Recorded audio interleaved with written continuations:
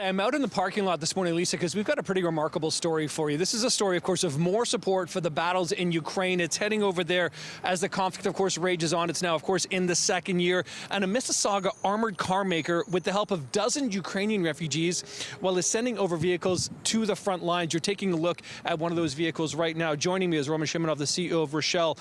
You've got one of your armored vehicles here in our parking lot this morning. Roman, tell me about this vehicle. What is it we're looking at here? So this is an armored vehicle based on Ford F-550 chassis that's completely built here in Mississauga, and we have over 80 Ukrainians that help to build 4 vehicles every day.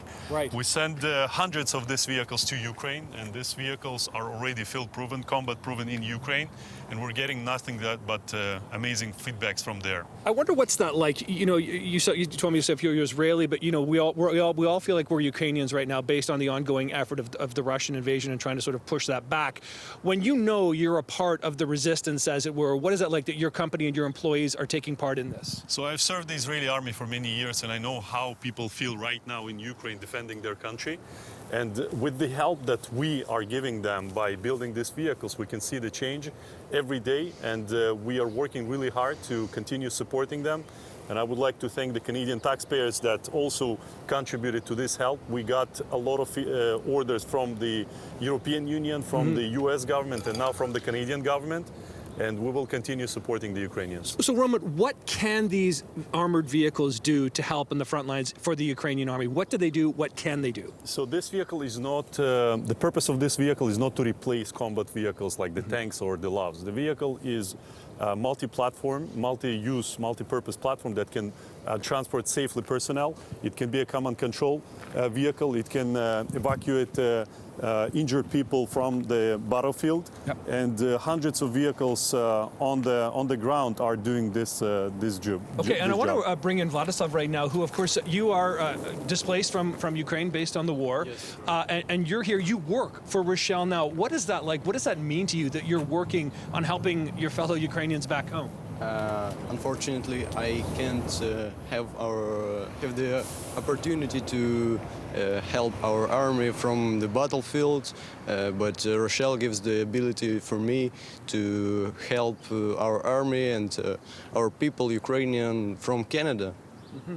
And I understand there's approximately, as Roman was just saying, about 80 sort of fellow Ukrainians who work at Rochelle in Mississauga in various parts of the company. What is the community of Ukrainians like it, and that spirit, I'm sure, that must be, you know, feeling on the shop floor, as it were? Of course, the community of Ukrainians are so large in this company, and it's so good to feel like at home, like with my people, with Ukrainians. Yeah, I bet it's amazing.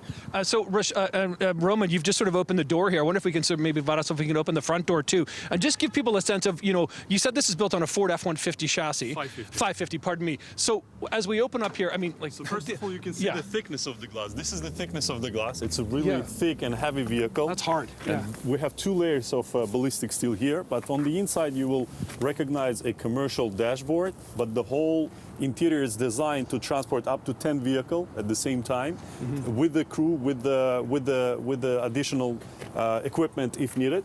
We have a whole bunch of different components that I cannot talk about in detail. I'm sure there's some that we installed to make this vehicle as the safest, the most reliable platform. We have 2 gas tanks over here that offers an extended range for the vehicle, and mine-protected seats that are not connected to the floor, which make this vehicle much safer than regular commercial vehicle. We can see here what you meant about how many people you can move. When you sit like this, you will make sure that your legs are not touching the floor, as you can see, like that.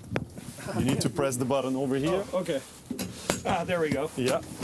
Now put your legs, and you can see how much space we have. We have the masking light, the escape hatches. Yeah, please. I wanted to ask you, because landmines are an issue. We know that Russia has deployed a lot of landmines throughout the different, parts of the region here.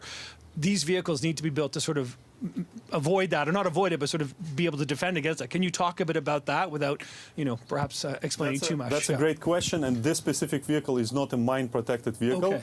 We have the mine-protected seats, but next week we're going to reveal our new model, which include the feature of mine protection and ambush protection features. This vehicle will be revealed, and it's specifically designed for the needs of the Ukrainian army, and we'll deploy this vehicle very soon. Roman, it's been really fascinating to speak to both you and Vladislav this morning and sort of talk more about this. Thanks so much for your efforts and for showing us around this vehicle. Really appreciate this.